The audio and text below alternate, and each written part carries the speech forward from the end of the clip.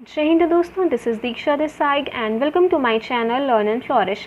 हमने अपना चैप्टर 5 का discussion with question and answer complete कर लिया है। अगर आपने नहीं देखा then you can go and watch. Okay, आज हम अपना न्यू चैप्टर शुरू करेंगे, kingdoms, kings and early republic, मतलब राजा और राज्यों और अर्ली रिपब्लिक। सबसे पहले रिपब्लिक कैसे होते थे, गणतंत्र कैसे होते थे, उनके बारे में आज हम देखेंगे। ठीक है ना, तो आइए शुरू करते हैं discussion. How some man became rulers, कुछ मैन रूलर्स कैसे बने। देखो, जो ये वोटिंग वाला सिस्टम है, आज हम वोट करते हैं, जो 18+ होते हैं वो वोट करते हैं और अपना लीडर चुनते हैं, नॉट सुनते हैं सॉरी चुनते हैं। ठीक है ना, तो ये जो सिस्टम है ना, बीते 50 सालों से चला आ रहा है। लेकिन अगर हम बात करें उसके पहले पास्ट में क्या चीज़ें होती थी, पास्ट में राजा वगैरह कैसे बनते थे, तो जिन राजा के बारे में हमने चैप्टर 5 में पढ़ा था, उनमें वो राजा कैसे बनते थे, तो उनको सेलेक्ट किया जाता था जना के द्वारा। जना मतलब लोग, पीपल, आपकी पब्लिक। ठीक है, वो उनको सेलेक्ट करते थे, वो उनको चूज़ करते थे। बट क्या हुआ, 3000 ईयर्स अगो, 3000 साल पहले चीज़ें बदलना शुरू हुई। ओके, क्या बदलना शुरू हुआ, जो राजा जो है कि बड़े बड़े सेक्रीफाइसेस, बड़े बड़े यज्ञ वगैरह परफॉर्म करवाते थे, वो जो है कि ज़्यादा बलवान होते गए, वो ज़्यादा बड़े राजा बनते गए। ठीक है, यानी कि जो लोग ये बड़े बड़े सेक्रीफाइसेस परफॉर्म करवा देते थे, वो क्या बन जाते थे, वो राजा बन जाते थे। ओके फाइन, देखिए यहाँ पे लिखा हुआ है। इसके अलावा ये कौन कौन से यज्ञ होते थे, कौन कौन से सेक्रीफाइसेस होते थे, ये हम पढ़ेंगे। लुक, द अश्वमेध और horse sacrifice one such ritual, उन्हीं में से एक सेक्रीफाइस हुआ करता था जिसे अश्वमेध या फिर हॉर्स सेक्रीफाइस भी बोलते हैं। ये आप सभी को पता होगा, रामायण आप सबने देखी है। उसमें श्री राम भी करते हैं और अपना घोड़ा छोड़ते हैं, फिर लव कुश पकड़ लेते हैं। सेम यही सीन होता था। एक्चुअली होता क्या था, जो राजा अश्वमेध यज्ञ मतलब कि परफॉर्म करता था, वो मतलब ये प्रूव करना चाहता था कि I am the strongest. Okay, तो वो अपना हॉर्स छोड़ देता था। वो हॉर्स फ्री है, कहीं भी उसका जहाँ मन, वो किसी भी राज्य की सीमा के अंदर जा सकता था।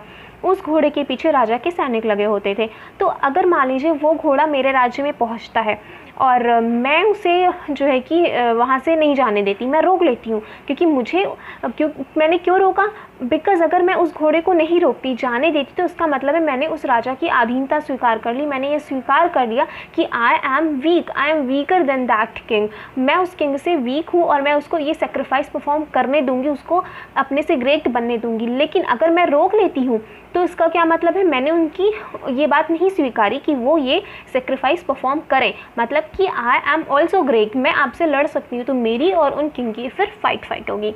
ओके, तो ये चीज़ होती थी। तो इस तरह जो है कि होता था। और अगर मैं स्वीकार कर लेती तो मुझे जो है कि मुझे उनके इस सेक्रीफाइस में इनवाइट भी किया जाता। These rajas were then invited to the sacrifice, मुझे इनवाइट भी किया जाता वहाँ पे। ठीक है, और ये जो रिचुअल्स परफॉर्म होते थे, ये कोई नॉर्मल सा पीपल कर देता था क्या, नहीं, स्पेशली ट्रेंड प्रीस्ट होते थे, पुजारी होते थे। जैसे आज भी कोई पूजा होती है, यज्ञ होता है, तो हम आप नहीं कर देते ना, उसके लिए अलग से लोग ट्रेंड पीपल होते हैं जिनको मंत्र आते हैं और चीज़ें आती हैं कैसे सेक्रीफाइस करते हैं। ओके, इसके अलावा who were rewarded with gifts, अब वो प्रीस्ट कुछ मतलब कि ऑब्वियसली वो परफॉर्म कर रहे हैं सेक्रीफाइस, तो उनको कुछ गिफ्ट वगैरह दिया जाता था। ठीक है, राजा जो ये सेक्रीफाइस ऑर्गेनाइज कराता था, वो बहुत ही पावरफुल हो जाता था, was recognised as being very powerful. मैंने पता है ना, ये सेक्रीफाइस परफॉर्म ही इसीलिए किए जाते थे कि आपको खुद को ग्रेट प्रूव करने के लिए, खुद को पावरफुल प्रूव करने के लिए। ठीक है, and all those who came brought gifts for him. अब जैसे कि अब ये एक तरह का सेक्रीफाइस, एक तरह का सेलिब्रेशन ही तो हुआ। और हम जब किसी के यहाँ भी सेलिब्रेशन में जाते हैं, किसी की खुशी में शामिल होने जाते हैं, तो हम गिफ्ट्स लेकर के जाते हैं, उपहार, गिफ्ट्स और प्रेजेंट्स लेकर के जाते हैं। तो वो लोग भी गिफ्ट लेकर के जाते थे। ठीक है, तो वी आर सिमिलर, कुछ एकदम अजीब नहीं है कि हाँ तब एकदम अलग होता था, अब अलग है। ओके, तो अब आगे देखिए क्या है, the Raja was a central figure in these rituals. Obviously वो राजा ही परफॉर्म करा रहा है, खुद को ही पावरफुल प्रूव करने के लिए करा रहा है, तो वही सेंट्रल फिगर होगा, पॉइंट ऑफ अट्रैक्शन होगा। ठीक है, जैसे शादी में पॉइंट ऑफ अट्रैक्शन कौन होता है, पावर ऑफ अट्रैक्शन बोल दिया। पॉइंट ऑफ अट्रैक्शन कौन होता है, जो हमारे वो होते हैं, किंग कह रहे हैं, क्या होते हैं यार, दूल्हा और दुल्हन होते हैं, वो पॉइंट ऑफ अट्रैक्शन होते हैं। तो वैसे ही इन सेक्रीफाइसेस में पॉइंट ऑफ अट्रैक्शन कौन हुआ करते थे, राजा हुआ करते थे। ठीक है ना, इसके अलावा ही often had a special seat, उनकी एक स्पेशल सीट हुआ करती थी, थ्रोन हुआ करता था, और वो टाइगर स्किन पहनते वगैरह थे, ठीक है। उनके जो चैरियोटर होते थे, मतलब सारथी जो होता था, वो जो है कि उनका मेन कंपेनियन, मेन साथी होता था लड़ाई वगैरह में, और वो देखता था कि राजा कितनी बहादुरी से लड़ रहे हैं। ऑब्वियसली राजा के साथ वही तो साथ में होता था ना, तो वही देखेगा। अब वो उनके साथ में उन्होंने राजा की बहादुरी देखी है, तो वो जो है कि सबको उनकी बहादुरी के गुण गाता था, ठीक है, बहादुरी के गुण गाता था, सबको कहानियाँ सुनाता था। इसके बाद जो इनके रिलेटिव्स होते थे, स्पेशली कौन, उनके जो है कि वाइफ हो गए और उनके सन हो गए, उनको भी कुछ वेराइटी ऑफ चीज़ें, रिचुअल्स वगैरह फॉलो करने पड़ते थे, ठीक है। जो अदर किंग्स बुलाए जाते थे,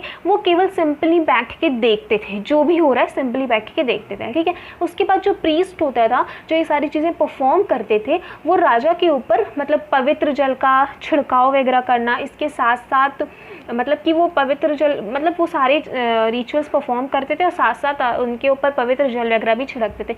ये point actually important can be asked in the question exam, okay. तो ये स्टार पॉइंट है, फाइन, सॉरी, ठीक है ना। इसके अलावा द ऑर्डिनरी पीपल, जो ऑर्डिनरी पीपल और कौन आते थे, विश एंड वैश्य आते थे, वो भी उनके लिए, राजा के लिए गिफ्ट्स वगैरह लाते थे, ठीक है। और इसके अलावा अदर पीपल जो कि शूद्र माने जाते थे, उनको यहाँ पे आना अलाउ नहीं था, they were excluded from many rituals, वो इन सब रिचुअल से एक्सक्लूडेड थे, बाहर किए जाते थे। अब हम वर्ण व्यवस्था के बारे में पढ़ेंगे, ओके। देखिए नॉर्थ इंडिया में बहुत सी बुक्स कंपोज हुई हैं, ठीक है। कहाँ पे, गंगा एंड यमुना के मतलब ऐसा वो एरिया जो गंगा एंड यमुना के किनारे है, उनकी किनारे बसा है, उस नॉर्थ इंडिया में बहुत सी बुक्स वगैरह जो है कि कंपोज हुई, ठीक है। और इन बुक्स को क्या बोला गया, लेटर वैदिक बोला गया, उत्तर वैदिक बोला गया। क्यों? क्योंकि ये ऋग्वेद के बाद कंपोज हुई, ठीक है। ऋग्वेद पहले हुआ ना, उत्तर मतलब क्या, बाद, लेटर मतलब क्या, बाद, ओके। इसके अलावा ऋग्वेद हमने पढ़ाई था चैप्टर 5 में, इनमें क्या क्या है, ये कौन कौन सी चीज़ें, कौन कौन सी मतलब किताबें थी, सामवेद, यजुर्वेद एंड अथर्ववेद, ठीक है। सबसे पहले हुआ ऋग्वेद, इसके बाद ये तीनों वेद हुए, इसीलिए इनको लेकर वैदिक बोला गया, ठीक है ना। इसके अलावा भी और बुक्स जो है कि कंपोज हुई, और दीज वर कंपोज्ड बाय, ये किसने कंपोज की, प्रीस्ट ने कंपोज की, पुरोहितों ने कंपोज की। और इसमें क्या किया गया, इसमें बहुत गंदा होता है, जस्ट मैंने इसमें डिस्क्राइब किया गया है how rituals were to be performed, rituals वगैरह कैसे परफॉर्म किए जाएंगे, ये इसमें डिस्क्राइब किया गया है। They also contain rules about society, society के बारे में रूल्स भी ये जो है कि इनमें लिखे गए हैं, ठीक है ना। इसके अलावा there were several different groups in society at this time, बहुत से डिफरेंट ग्रुप्स थे, जैसे कि प्रीस्ट हो गए, वॉरियर्स हो गए, फार्मर्स हो गए, herders, traders, craft person, labourers, fishing folk मतलब मछली पकड़ने वाले, ठीक, सही है ना, हाँ, फॉरेस्ट पीपल, इतने सारे मतलब कि डिफरेंट वर्ग हुआ करते थे। कुछ जो प्रीस्ट होते थे और वॉरियर्स होते थे वो रिच होते थे। अब यहाँ से इंपॉर्टेंट पॉइंट आने लगा है, तो ये नोट करना है आपको, ये स्टार है, ठीक है ना, कि जो कुछ प्रीस्ट होते थे, कुछ वॉरियर्स होते थे, वो रिच होते थे। इसके अलावा जो फार्मर्स होते थे, यहाँ से ये पूरा इंपॉर्टेंट है, कुछ फार्मर्स होते थे, कुछ ट्रेडर्स होते थे, वो क्या होते थे, इतना मैंने कलाकारी कर दी है ना आज की, मैं खुद कंफ्यूज हो गई, just a minute. Some priest and warriors were rich, ठीक है, हमने पढ़ा। As were some farmers and traders, कुछ फार्मर्स और ट्रेडर्स जो व्यापारी होते थे वो भी रिच होते थे। इसके अलावा including many herders, craft person, labourers, fishing folk, hunters and gatherers were poor, इतने लोग पुअर होते थे, ठीक है। तो रिच कौन होता था, जल्दी से देखते हैं। रिच होते थे हमारे जो है कि प्रीस्ट, पुजारी और वॉरियर्स। इसके अलावा कुछ फार्मर्स और कुछ व्यापारी भी हमारे रिच हो जाते थे, ठीक है। लेकिन जो बाकी बचे, हर्डर्स, पशुपालक, क्राफ्ट पर्सन, लेबर, मछली पकड़ने वाले, हंटर गैदरर्स, ये सारे तो ऑब्वियसली गरीब होंगे ही होंगे, ठीक है। तो ये पूछ सकता है लाइन में देख करके कि मतलब कौन रिच हुआ करता था, कौन गरीब हुआ करता था उस टाइम वर्ण व्यवस्था में। इसके अलावा देखते हैं, the priest divided people into 4 groups, और जो प्रीस्ट होते थे, पुरोहित होते थे, उन्होंने जो है कि लोगों को 4 ग्रुप में डिवाइड कर दिया, जिनको वर्ण बोला गया। अब क्वेश्चन कैन बी आस्क्ड कि वर्ण क्या है, वर्ण व्यवस्था क्या है।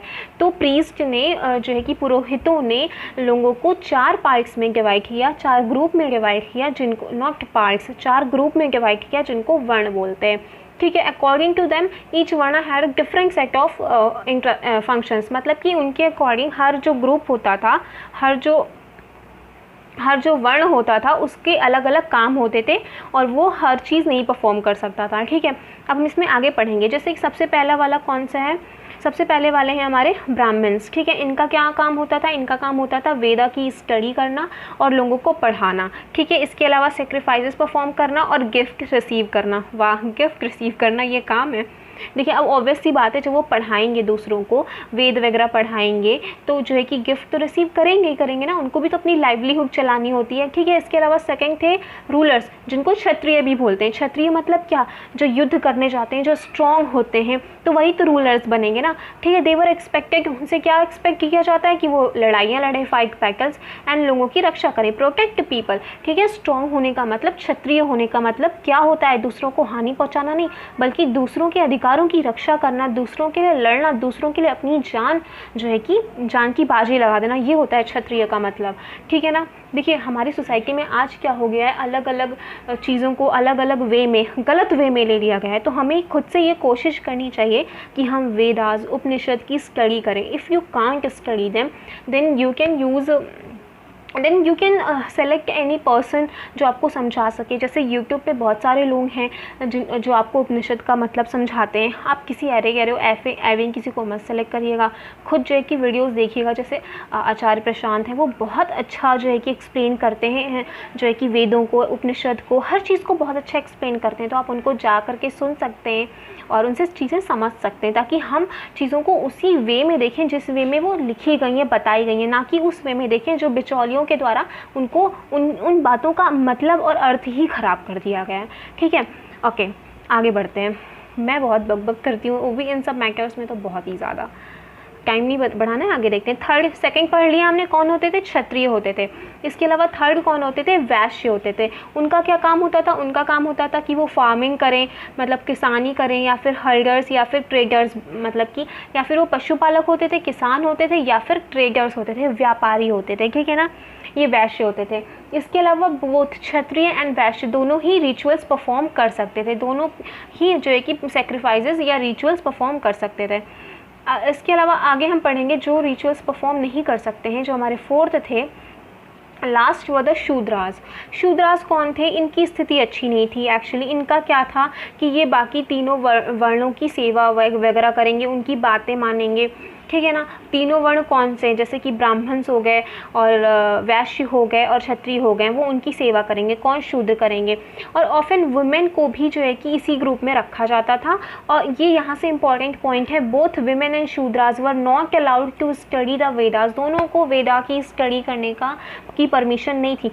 Actually it was a wrong point. देखो, यही बात है, वेद में ऐसा कुछ नहीं लिखा है कि शूद्र और स्त्रियाँ इसको नहीं पढ़ेंगी या फिर इसको टच नहीं करेंगी। ये जो चीज़ें, ये कहानियाँ ख़राब हुई, ये मिडिल पर्सन के द्वारा हुई, बिचौलियों के द्वारा हुई, उनके द्वारा हुई जिनके पास ये अधिकार था कि ये इनको पढ़ें और समाज तक पहुंचाएं। उन्होंने ये कहानी ख़राब करके भेजी। तो अभी तो हम चीज़ें जानते हैं ना, तो चीज़ों को सही वे में समझें, ये समझें कि हाँ, वेदा में ऐसा कुछ नहीं लिखा है। ठीक है ना, आगे हम पढ़ते हैं। The priest also said that these groups were decided on the basis of birth. priest जो पुरोहित थे, उन्होंने कहा ये जो वर्ण हमने डिसाइड किए हैं, ब्राह्मण, क्षत्रिय, वैश्य, शूद्र, तो ये किस बेस पे डिसाइड हुए हैं, बर्थ के बेसिस पे, जन्म के आधार पर। जैसे कि अगर किसी के पिता, किसी की माता ब्राह्मण है, तो उनका बेटा भी या लड़की भी ब्राह्मण होंगी, और वैश्य माता पिता के बच्चे भी वैश्य होंगे। ठीक है, इस तरह की बात थी। ये एक एक पॉइंट ना एकदम अच्छे से समझते चलिए, इससे कुछ भी क्वेश्चन आ सकता है। इसके अलावा हम आगे देखते हैं कि एक अनटचेबल ग्रुप हुआ करता था। अनटचेबल मतलब अछूत, अनटचेबल नहीं, छूना नहीं है, हम इनको नहीं छू सकते, वो हमको नहीं छू सकते, ऐसा कुछ ग्रुप हुआ करता था। दीज इंक्लूडेड सम, इसमें कौन होते थे, कुछ क्राफ्ट पर्सन होते थे, हंटर गैदरर्स होते थे। इसके अलावा वो होते थे जो ब्यूरियल्स एंड क्रिमेशंस परफॉर्म करते हैं, मतलब शवों को जलाने और दफनाने का काम करते हैं। तो इन लोगों को अनटचेबल की कैटेगरी में रखा जाता था। तो ये क्वेश्चन पूछ सकता है कि अनटचेबल की कैटेगरी में किन लोगों को रखा जाता था। ठीक है, तो किन लोगों को रखा जाता था, क्राफ्ट पर्सन्स को, हंटर गैदरर्स को, और जो है कि ये मतलब कि दफनाने, शवों को और जलाने का काम करते थे। ठीक है ना। इसके अलावा the priest said that, priest और वो जो पुरोहित होते थे वो कहते थे अगर इन लोगों से कांटेक्ट रखा ना तो फिर आप भी अपवित्र हो जाओगे। ऐसी कुछ सिस्टम चलती थी। इसके अलावा many people did not accept the system of varna laid down by the Brahmans. बहुत से ऐसे लोग थे जिन्होंने इस जो है कि सिस्टम को, इस वर्ण जाति को जो है कि एक्सेप्ट नहीं किया। ठीक है, कुछ किंग्स ऐसे थे जो सोचते थे कि वो जो है कि पुरोहितों से ज़्यादा सुपीरियर हैं। कुछ ऐसे थे कि ये जो जन्म के आधार पर जो ये डिसाइड करते हैं कौन क्या होगा, ये दिस इज़ नॉट डन, ये नहीं सही है। ठीक है, इसके अलावा कुछ ऐसे लोग थे जो ये सोचते थे कि कोई लोगों के बीच में ऑक्यूपेशन के आधार पर, उनके काम के आधार पर कोई डिफरेंस नहीं होता। उसके अलावा अदर फेल्ट, कुछ और सोचते थे कि everybody should be able to perform rituals, सबको परफॉर्म करने का अधिकार होना चाहिए रिचुअल्स, और सबको ही है, एक्चुअल में सबको ही है। ठीक है ना। And others condemn the practice of untouchability, कुछ लोगों ने इसकी निंदा की, इस अनटचेबिलिटी की, इस छुआछूत वाली पद्धति की निंदा की। ठीक है, इसके अलावा भी ऐसे कई एरिया से सब कॉन्टिनेंट में जहाँ पे मतलब कि ये सारी चीज़ें इतनी ज़्यादा फेमस नहीं थी और इतना ज़्यादा पुरोहितों का जो है कि मतलब बात वगैरह नहीं मानी जाती थी। वो कौन सा एरिया था? North east. कौन सा एरिया था? North east. Question may be asked. Okay, तो सब कॉन्टिनेंट का नॉर्थ ईस्ट कैसा एरिया था जहाँ पे ये सारी चीज़ें इतनी ज़्यादा फ्लोरिश नहीं हुई। ठीक है ना। इसके अलावा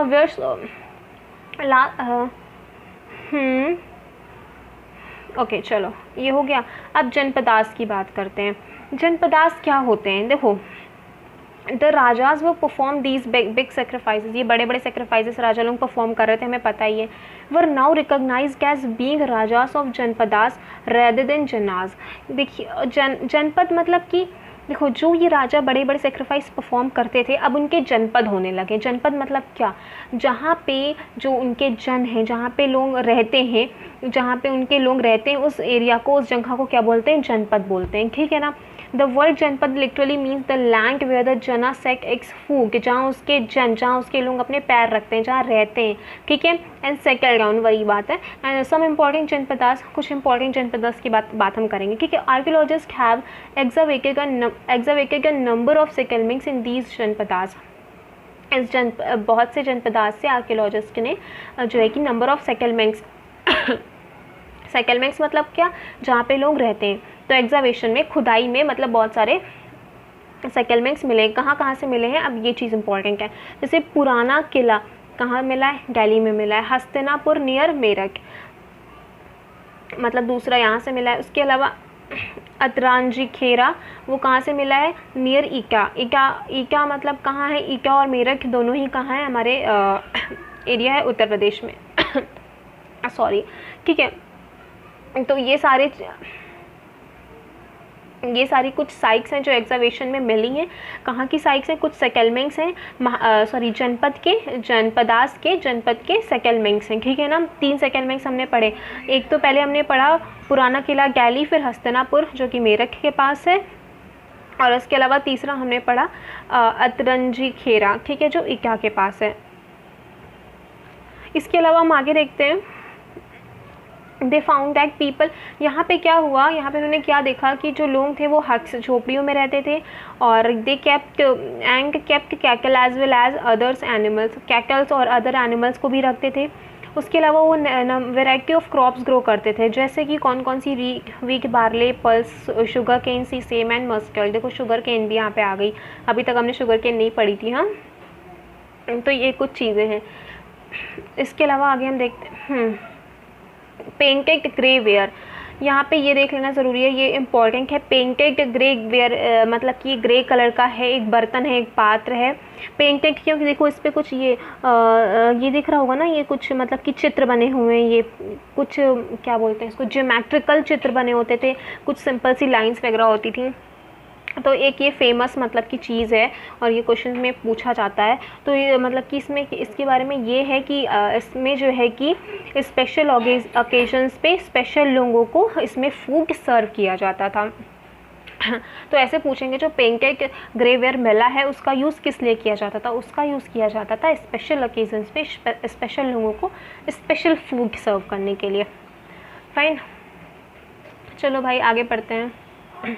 आगे बढ़ते हैं, नॉट पढ़ते हैं, हम पढ़ थोड़ी ना रहे हैं, हम जो है कि डिस्कशन कर रहे हैं। और इन लोगों के बारे में क्या बताया गया कि इन लोगों के बारे में जिनके सेटलमेंट्स मिले हैं कि अर्दन पॉट्स भी बनाते थे, मतलब मिट्टी के बर्तन वगैरह और ये सब चीज़ बनाते थे, और जो कि कुछ इनमें से ये क्या हो गया, कुछ इनमें से ग्रे कलर के होते थे, कुछ रेड कलर के होते थे, तो ग्रे तो हमने अभी देख ही लिया, ग्रे वेयर, ठीक है। One special type of pottery found at the site known as painted grey ware, वही हमने उसके बारे में बात की, ठीक है ना। और इसमें जो है कि पेंट डिज़ाइंस होती थी, सिंपल लाइंस होती थी, ज्योमेट्रिकल पैटर्न्स होते थे, हम पहले ही देख चुके हैं, ठीक है। हम इनकी बताने से पहले ही हम लोग देख लेते हैं, राइट। चलो आगे देखते हैं। अब हम पढ़ेंगे महाजनपद। अभी हमने पढ़ा जनपद, अब हम पढ़ेंगे महाजनपद। जनपद क्या होते थे, जहाँ लोग रहते थे उस एरिया को जनपद बोल देते थे, ठीक है। 2500 साल पहले क्या हुआ, कुछ जनपद जो है कि बहुत इंपॉर्टेंट हो गए दूसरों से, ठीक है। कुछ जो है कि बहुत ज़्यादा दूसरों से बहुत इंपॉर्टेंट हो गए, तो उनको क्या कहा जाने लगा, महाजनपद कहा जाने लगा, ठीक है। तो जनपद थे, जैसे लोग रहते थे, हर एक एरिया को मतलब कि इस स्पेसिफिक एरिया को जनपद बोला गया, इस स्पेसिफिक एरिया को बोला गया। तो ऐसे इन जनपद में से जो बहुत इम्पोर्टेंट हो गया, जो बहुत पावरफुल हो गया, उसको हमने बोल दिया महाजनपद। क्या बोल दिया, महाजनपद बोल दिया, ठीक है। अब महाजनपद में क्या डिफरेंस होता था, महाजनपद की एक कैपिटल हुआ करती थी, क्या हुआ करती थी, राजधानी हुआ करती थी। और ये बहुत से जो महाजनपद होते थे फोर्टिफाइड होते थे, मतलब चारों तरफ किलाबंदी होती थी। किलाबंदी मतलब कि बड़ी बड़ी ईंट पत्थर की दीवारें बना दी जाती थी। तो इतनी बड़ी बड़ी दीवारें, इतनी बड़ी घेराबंदी, किलाबंदी इन्होंने क्यों की, कुछ रीजंस की वजह से की, जो एग्जाम में पूछे जाते हैं। तो पहला है कि उन्होंने मतलब कि दूसरों के अटैक से बचने के लिए, अटैक के डर से कि हाँ कोई हम पे अटैक ना कर पाए। फिर दूसरा ये शो करने के लिए कि कितने रिच एंड कितने पावरफुल हैं। इसके अलावा उन्होंने जो है कि इसलिए भी की क्योंकि इससे जो है कि कंट्रोल, लोगों पे कंट्रोल करना इजी हो जाता है। मतलब ये एक तरह का इंटेंटिव मतलब एक तरह का संकेत होता है कि हाँ मतलब ये राजा का मतलब पूरा महाजनपद है और ये एरिया पूरा फोर्टिफाइड है, किलाबंदी है, और मतलब ये मतलब एक तरह से रूलर जो है कि उसमें मतलब कि अच्छे से शासन कर लेता है और लोगों को मतलब कि डील करना इजी हो जाता है, कंट्रोल करना इजी हो जाता है, ठीक है ना। इसके अलावा अगर इतनी बड़ी बड़ी उन्होंने दीवारें बनवाई तो बिल्डिंग सच ह्यूज वॉल, बहुत अच्छी प्लानिंग लगती होगी। इसके अलावा लाखों ईंटें लगे होंगे। इसके अलावा जो है कि इनॉर्मस लेबर, बहुत ज़्यादा श्रम भी लगा होगा, मतलब कि और जो है कि वो बहुत से हज़ारों बच्चों, हज़ारों महिलाओं और हज़ारों पुरुषों के द्वारा ये श्रम दिया गया होगा, ठीक है ना। इसके अलावा बहुत सारा रिसोर्सेज भी तो इसमें लगा ही होगा ना, ऐसे तो बन नहीं जाएगा। देखिए एक ये दीवार, कितनी बड़ी दीवार है, ये कहाँ की है, देखिए the fortification wall act Kaushambi की है, ठीक है। This is a picture of remains of a wall made of brick found near present day Allahabad से मिली है। इलाहाबाद कहाँ है, उत्तर प्रदेश में है। और जो है कि ये 2500 साल पहले बनाई गई थी, उस दीवार का रिमेन है ये, और यहाँ से हमें हज़ारों ईंटें मिले हैं। समझ आई। चलो नेक्स्ट पेज पर चलते हैं। The new rajas.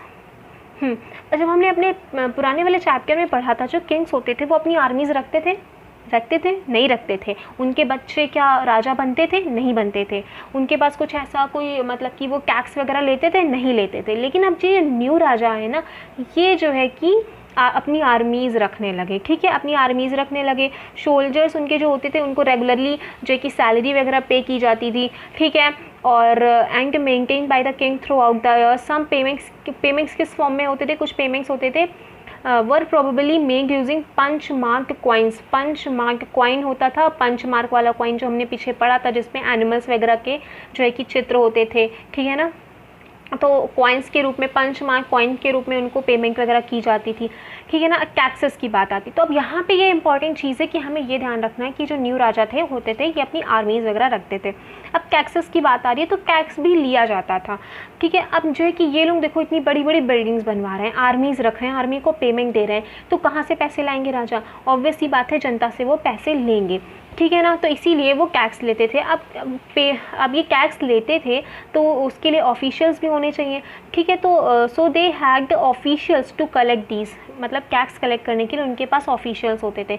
So instead of depending on occasional gifts, पहले राजा अकेजनल गिफ्ट्स पे ही डिपेंड रहते थे कि हाँ मतलब कि जो लोग आ गए उनको गिफ्ट दे दिया। अब जो है कि वो जो है कि प्रॉपरली टैक्स लेते थे, ठीक है ना। जिससे कि जो है कि वो अपनी प्रजा का जो भी खर्चा है, जो भी चीज़ें, वो अच्छे से उसको रेगुलेट कर सकें। Fine, okay. अब यहाँ पे कैक्स कैसे लिया जाता था, कैसे क्या चीज़ें होती थी, ये इंपॉर्टेंट है और ये क्वेश्चन पूछा जाता है, बहुत बहुत बहुत पूछा जाता है, एकदम स्टार मार्क करिए। चलिए, taxes on crops was the most important. क्यों? क्योंकि बहुत से लोग फार्मर्स ही होते थे, ठीक है। तो टैक्स फार्मर से कैसे लिया जाता था? जो भी उनका प्रोड्यूस होता था, जो भी वो पैदावार होती थी, उसका 1/6, 1/6 भाग वो दे देते थे राजा को, ठीक है। इसको क्या बोलते थे? भाग कहते थे या फिर शेयर कहते थे। भाग है या शेयर लिखा हुआ है। इसके अलावा क्राफ्ट पर्सन से भी टैक्स लिया जाता था। तो क्राफ्ट पर्सन से जो टैक्स लेते थे, किस फॉर्म में लेते थे? लेबर के फॉर्म में लेते थे। मतलब उनको जो है कि राजा के यहाँ, मतलब कि जैसे मान लो कोई क्राफ्ट पर्सन क्या हुए, कोई वीवर हुआ या कोई स्मिथ हुआ, ठीक है ना, तो उसको राजा के यहाँ मतलब कि महीने में एक दिन आकर के काम वगैरह करना पड़ता था। तो इस मतलब वो अपने लेबर के रूप में टैक्स पे करता था। इसके अलावा हर्डर से भी लेते थे। तो हर्डर से कैसे लेंगे? In form of animals and animal produce. Fine. इसके अलावा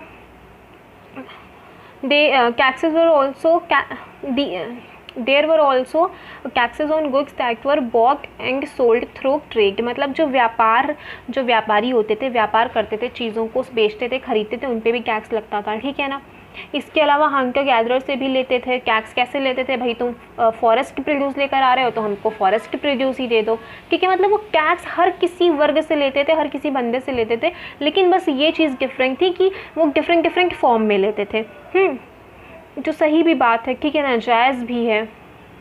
चेंजेस इन एग्रीकल्चर। अब देखिए, एग्रीकल्चर में 2 मेन चेंजेस हुए। क्या चेंजेस हुए? पहला तो था, one was the growing use of iron प्लोशेयर्स।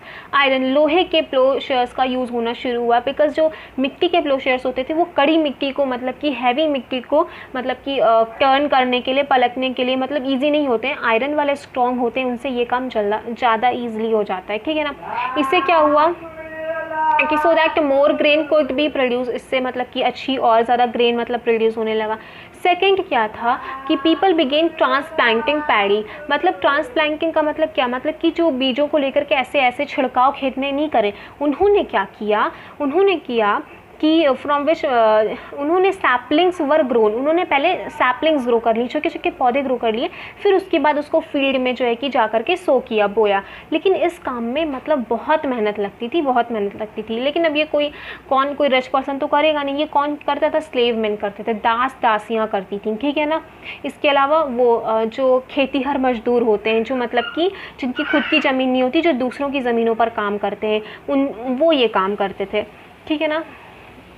इसके बाद हम देखेंगे अब मगध के बारे में देखेंगे। तो Magadha became the most important mahajanapada in about 200 years ago. मतलब 200 साल के अंदर ही जो है कि जो मगध था वो महाजनपद हो गया, ठीक है। महाजनपद हो गया, मोस्ट इम्पॉर्टेंट महाजनपद हो गया, ठीक है ना। Many rivers such as Ganga and Son flowed through Magadha, ठीक है ना। दिस वॉज इम्पॉर्टेंट फॉर किस लिए? ट्रांसपोर्ट के लिए। नदियाँ तो ट्रांसपोर्ट के लिए होती इंपॉर्टेंट है। इसके अलावा वाटर सप्लाईज के लिए, उसके अलावा making the land fertile, the most important thing. कोई भी अगर नदी बह रही है किसी प्लेन एरिया में तो वो फर्टाइल हो जाता है एरिया, ठीक है ना। Parts of Magadh were forested. Elephants which lived in the forest, अब उनको पकड़ा जाता था, कैप्चर किया जाता था, उनको आर्मी के लिए ट्रेनिंग दी जाती थी, ठीक है। जो फॉरेस्ट होते थे वो बहुत सी लकड़ियाँ वगैरह प्रोवाइड करते थे, जिससे घर वगैरह बनता था, कार्ट्स एंड चैरियट्स, रथ वगैरह बनते थे, ठीक है ना। इसके अलावा वहाँ पे आयरन ओर की मतलब माइंस भी थी, खदानें थी, जिस in the region that could be tapped to make strong tools and weapons. मतलब कहने का टोटल मतलब ये है कि मगध इम्पॉर्टेंट महाजनपद क्यों बना? क्योंकि वहाँ पे इतनी सारी फैसिलिटीज़ थी। भाई वो गंगा एंड सोन नदी के किनारे है, पानी की पूरी व्यवस्था हो रही है, भूमि उपजाऊ हो रही है, फॉरेस्ट्री एरिया है, तो बहुत सी वहाँ से प्रोडक्ट्स हमको मिल रहे हैं। इसके अलावा आयरन और माइन भी है, तो भैया वहाँ से हम जो है कि उनसे जो है कि अपने वेपन्स बना सकते हैं और स्ट्रॉन्ग टूल्स बना सकते हैं। तो ये देखो, कोई भी एरिया स्ट्रॉन्ग होता है, कोई भी एरिया इंपॉर्टेंट होता है तो उसकी जियोग्राफिकल जो सराउंडिंग होती है ना, वो बहुत ज़्यादा अहम भूमिका निभाती है। तो इसी वजह से मगध वॉज वेरी इंपॉर्टेंट, ठीक है। Magadh had 2 very powerful rulers. Magadh के 2 बहुत ही पावरफुल रूलर्स थे, बिंबिसार एंड अजात शत्रु। यह जो अजात शत्रु लिखा है, जिनको हम जनरली अजात शत्रु के नाम से भी जानते हैं, both are same, don't be confused, okay. Who used all possible means to conquer other janapadas. उन्होंने मतलब कि बहुत सा मतलब कि अपना पूरा जो है कि पूरी जान लगा दी दूसरे जनपदों को जीतने में, ठीक है। महापद्म नंद भी एक बहुत इंपॉर्टेंट रूलर था। He extended his control up to the northwest part of the subcontinent. Rajgriha present day Rajgir in the Bihar was the capital of Magadha for several years. अब यहाँ से कितने क्वेश्चन इंपॉर्टेंट निकल रहे हैं ना, मैं बताती हूँ। सबसे पहले कि दो powerful rulers Bimbisara and Ajatashatru, ये हिंदी वाली एनसीईआरटी में अजातशत्रु लिखा हुआ है, ठीक है ना। इसके अलावा जो है कि तीसरा रूलर कौन था, महापद्म नंद था, ठीक है। इन्होंने क्या किया, ही एक्सटेंडेड हिज कंट्रोल कहाँ तक, नॉर्थ वेस्ट, सब कॉन्टिनेंट के नॉर्थ वेस्ट तक उन्होंने अपना जो है कि विस्तार किया अपने राज्य का, ठीक है ना। इसके अलावा राजगृह जो कि क्या है, प्रेजेंट डे राजगिरी, कहाँ पे, बिहार में, वो किसकी कैपिटल हुआ करता था, मगध की कैपिटल हुआ करता था। तो 1 2 3 4 5 6 7 इंपॉर्टेंट क्वेश्चन एक जस्ट इतने से पैरा सा निकल रहा है, समझ आई। फिर हम सोचते हैं क्वेश्चन कहाँ से फॉर्म होते हैं, क्वेश्चन कहाँ से फॉर्म होते हैं, क्वेश्चन यहीं से फॉर्म होते हैं। चलो उसके बाद लेकर the capital was shifted to Pataliputra, again 8th number question. पहले कौन थी उसकी कैपिटल, ब्रह्मगिरी, उसके बाद कौन सी बनी, पाटलिपुत्र, जो कि पटना है, लेकिन बेसिकली दोनों बिहार में ही है। इसके अलावा more than 2300 years ago a ruler named Alexander who lived in Macedonia in Europe wanted to become a world conqueror। मतलब कि जो अलेक्जेंडर के बारे में आप सब ने सुना होगा, वो जो है कि क्या करना चाहता था, दुनिया को जीतना चाहता था, ठीक है। तो जो है कि लेकिन उसने दुनिया जीती नहीं थी जो है कि, but he did not conquer parts of Egypt. Of course, he didn't conquer the world, but did conquer parts of Egypt and West Asia. He came to Indian subcontinent। मतलब इजिप्ट एंड वेस्ट एशिया का part जीतते हुए वो हमारे सब continent में आता है, इंडिया में आता है, ठीक है ना। इसके अलावा जब वो मतलब नदियों के किनारे पहुंचता है, किस नदी के किनारे, व्यास नदी के किनारे, बहुत बहुत बहुत इंपॉर्टेंट है, जल्दी से स्टार मार्क करो। किस नदी के किनारे पहुंचता है, व्यास नदी के किनारे पहुंचता है। तो उसकी जो आर्मी होती है आगे मार्च करने से, आगे जाने से, बढ़ने से मना कर देती है। क्यों मना कर देती है, क्योंकि वो ये उसकी आर्मी कहती है कि मतलब कि मैंने सुना है कि जो रूलर्स होते हैं इंडिया के, वो बहुत जो है कि ताकतवर होते हैं, और उनकी जो आर्मी होती है बहुत ही मतलब कि बड़ी थल सेना होती है उनकी, और जो है कि उनके चैरियट्स एंड एलिफेंट्स वगैरह होते हैं। तो मतलब उनकी इंडियन जो है कि रूलर्स की वास्ट आर्मी से डर करके अलेक्जेंडर की सेना ने आगे बढ़ने से ही मना कर दिया था। सोचो कितना रुतबा था हमारा, आज भी है भाई, भागते हैं हमसे लोग। अब आप देख ही रहे होंगे क्या सीन है आजकल LOC एंड LAC पे। ओके आगे बढ़ते हैं। क्लोजर लुक, वज्जी क्या है भाई। While Magadh became a powerful kingdom, हमें पता है मगध एक इंपॉर्टेंट पावरफुल किंगडम बनी, ठीक है। तो Vajji with its capital at Vaishali was under a different form of government known as gana और संघा। तो जो वज्जी है, वज्जी की कैपिटल क्या है, वैशाली, जो कि बिहार में है, ठीक है। ये कैपिटल्स हमको बहुत ही ज़्यादा ज़रूरी है मेमोराइज रखना। तो वज्जी की कैपिटल क्या, वैशाली, ठीक है। तो Vajji with its capital at Vaishali was under a different form of government, वहाँ पे एक डिफरेंट फॉर्म ऑफ गवर्नमेंट थी। उसको क्या बोलते थे, गण बोलते थे या संघ बोलते थे। गण क्या होता है, गण होता है group of people, group of many members, और संघ क्या होता है, संघ किसी ऑर्गेनाइजेशन को बोलते हैं, किसी इंस्टीट्यूशन को बोलते हैं, ठीक है ना। उसके अलावा आगे देखते हैं क्या है, इन अ गना और sangha there were not one but many rulers. मतलब कि गण और संघ में एक रूलर नहीं होता था, बहुत सारे रूलर्स होते थे। इंपॉर्टेंट यहाँ से एक एक पॉइंट इंपॉर्टेंट है, यहाँ कुछ कहानी नहीं है, सारे के सारे फैक्चुअल पॉइंट्स हैं। तो संघ में एक रूलर होता था, नहीं, मैनी रूलर्स होते थे। इसके अलावा even when 1000 of men ruled together each one was known as a raja. मतलब 1000 ऑफ मैन भी एक साथ रूल कर रहे होते थे, और हर किसी को क्या बोलते थे, राजा बोलते थे, ठीक है। These rajas performed rituals together, ये जो राजा होते थे एक साथ रिचुअल्स परफॉर्म करते थे, दूसरा इंपॉर्टेंट पॉइंट। इसके अलावा वो असेंबलीज भी करते थे जिसमें वो मिलते थे, उसके बाद वो डिसाइड करते थे कि क्या करना है, कैसे करना है, through discussions and debates. Okay, that is very common, आज भी होता है, ठीक है ना। बहुत से राज्यों के चीफ मिनिस्टर्स मिलते हैं जब कोरोना डिजास्टर पे बातें करनी होती है, तो देखते हैं ना इन जो है कि सभी राज्यों के चीफ मिनिस्टर्स की जो है कि मीटिंग्स है, जो है कि जो हेल्थ मिनिस्टर्स की मीटिंग्स हैं, तो ऑब्वियसली डिस्कशन एंड डिबेट से ही चीज़ें सॉल्व होती हैं। आगे बढ़ते हैं। इसके अलावा if they were attacked by an enemy they met to discuss what should be done to meet the threat. मतलब अगर वो किसी एनिमी के द्वारा मतलब कि अटैक होता था तो वो सब आपस में मिलकर के डिस्कशन करके मतलब कि निर्णय लेते थे कि आगे क्या करना है। हाउएवर मेन दास एंड कामाकारास वो होते हैं जो कि खेतीहर मजदूर खेतीहर किस खेतीहर किसानी मजदूर बोलते हैं, मतलब कि जो दूसरों की भूमि पर काम करते हैं उनको बोलते हैं कामाकारास, ठीक है। वो इन सब में पार्टिसिपेट, इन असेंबलीज में पार्टिसिपेट नहीं करते थे। कौन नहीं करता था? विमेन, दास एंड ये वाले मजदूर पार्टिसिपेट नहीं करते थे। ऑब्वियस सी बात है, पढ़े लिखे लोग ही करेंगे, महिलाएं उस समय पढ़ी लिखी नहीं होती थी, ठीक है। मैं बायस की नहीं हो रही, जेंडर बायस नहीं हो रही, उस समय की सिचुएशन ही ऐसी थी, फाइन। इसके अलावा बुद्ध एंड महावीरा, स्टार बहुत बड़ा वाला स्टार लगा लो। ये जो बुद्ध एंड महावीर होते थे, ठीक है, जिनके बारे में आगे बढ़ेंगे, वो इन्हीं गण और संघ से बिलोंग करते थे, ठीक है ना। और some of the most vivid description of the life of sanghas can be found in Buddhist books. मतलब संघ की बहुत सी इंपॉर्टेंट बातें, बहुत सी मतलब कि विविड डिस्क्रिप्शन हमें कहाँ से मिलता है संघ के बारे में? बुद्ध की किताबों से, बुद्ध से रिलेटेड जो किताबें हैं उनसे हमको मिलता है, बौद्ध धर्म की किताबों से मिलता है। तो बुद्धिस्ट और ये जो महावीरा थे, मतलब बुद्धिस्ट नहीं, ये जो बुद्ध और महावीरा थे वो किससे बिलोंग करते थे? इन्हीं गण और संघ से बिलोंग करते थे। तो अब ये देखेंगे हमें वज्जी के बारे में। बुद्ध धर्म की एक किताब है जिसका क्या नाम है? दिघा निकाय। दिघा निकाय से हमें पता चलता है, क्या पता चलता है आगे हम पढ़ेंगे, ठीक है ना। Which contain some of the speeches of the Buddha, जिसमें कुछ बुद्धा के स्पीचेस हैं जो उन्होंने बोला, जो उन्होंने बताया, ठीक है। ये कब लिखी गई? 2300 ईयर्स अगो लिखी गई। तो यहाँ से बहुत सी इंपॉर्टेंट चीज़ें हमें मिली हैं। कौन सी किताब है? दिघा निकाय, बुद्धिस्ट बुक है ये, 2300 ईयर्स को पहले लिखी गई है, जहाँ से हमें कुछ बुद्धा के स्पीचेस मिले हैं, ठीक है। अजात शत्रु एंड द वाजीज, ठीक है। अजात शत्रु जो है वाजीज को अटैक करना, वज्जी को अटैक करना चाहता था, वाजीज नहीं सॉरी वज्जी बोलते हैं, वज्जी को अटैक करना चाहता था। तो उन्होंने अपने एक मिनिस्टर था जिसका नाम था वसाकारा को कहाँ भेजा? बुद्धा के पास भेजा, एडवाइस देने के लिए इस मैटर पे कि हम जो है कि वज्जी पे अटैक करें कि ना करें, ठीक है ना। वज्जी में एक अलग तरह का गवर्नमेंट फॉर्म होता था, अलग तरह का गवर्नमेंट चलता था। कैसा गवर्नमेंट चलता था? गण होते थे, संघ होते थे, वो आपस में मिलकर के डिस्कशन लेते थे। कोई एक अटैक कर देता था अगर उन पे, तो सारे मिलकर के डिस्कशन लेते थे, ठीक है, कि क्या करना चाहिए, कैसे इस डर से भागना, मतलब कैसे इस डर को भगाना चाहिए, कैसे इस डर का सामना करना चाहिए, ठीक है ना। तो अजात शत्रु जो कि महाजनपद जो कि वज्जी पे अटैक करना चाहता था, वो अपने एक मंत्री को भेजता है, वसाकारा को, बुद्धा के पास एडवाइस लेने के लिए।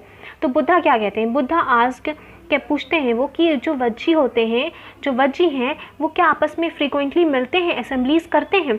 तो जब बुद्धा ने सुना कि हाँ वो ऐसा करते हैं, तो उन्होंने, बुद्धा ने रिप्लाई किया कि that Vajji would continue to prosper as long as, की मतलब जो ये वज्जी हैं वो मतलब कि ऐसे ही प्रॉस्पर होते रहेंगे, ऐसे फ्लोरिश होते रहेंगे, ऐसे ही आगे बढ़ते रहेंगे। कब तक? जब तक कि they had full and frequent public assemblies, जब तक वो ऐसी मतलब कि जल्दी फ्रीक्वेंट मतलब कि बहुत ही कम दिनों पर पब्लिक असेंबलीज करते रहते हैं, करेंगे। और जब तक वो they make an acted together, वो आपस में मिलेंगे और एक साथ ही एक्शन लेंगे।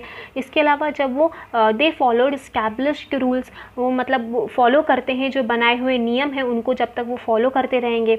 इसके अलावा they respected, supported and listened to elders, अपने एल्डर्स को सपोर्ट करते हैं, लिसन उनको सुनते हैं, ठीक है ना, और उनकी बात मानते हैं। इसके अलावा Vajji women were not held by force और कैप्चर्ड, मतलब वज्जी जो महिलाएं होती हैं वज्जी की, वो फोर्सफुली मतलब कि नहीं पकड़ी जाती, नहीं बंदी बनाई जाती, उन पर फोर्सफुली कोई अधिकार नहीं करता। तो उसके बाद लास्ट देखिए, chaityas local shrines were maintained in both towns and village, ठीक है।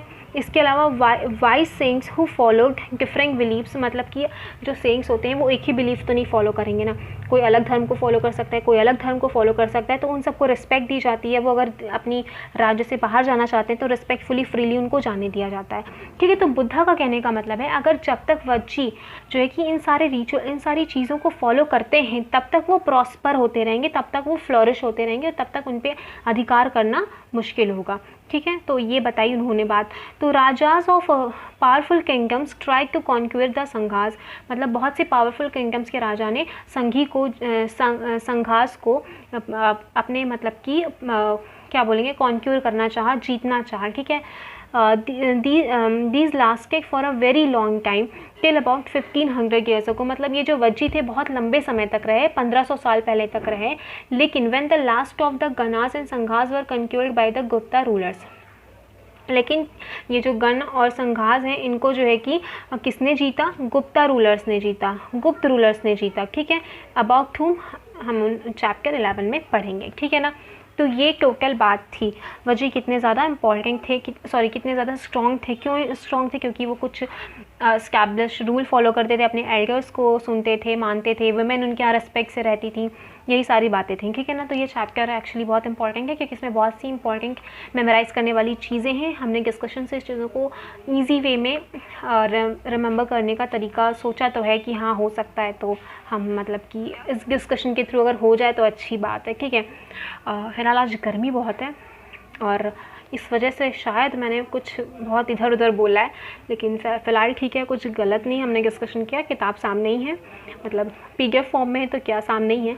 तो फिर जैसा भी आपको एक डिस्कशन अच्छा लगा हो तो प्लीज़ वीडियो को लाइक करें, शेयर करें एंड सब्सक्राइब करें। शेयर ज़रूर करें because sharing is caring. Class 6 के बच्चों के साथ शेयर करें। Okay and one more thing, if you want to attempt daily quizzes related with current affairs and general science and etcetera, तो you can follow me on my Instagram account, और मेरा Instagram description link में है और learn and flourish के नाम से है।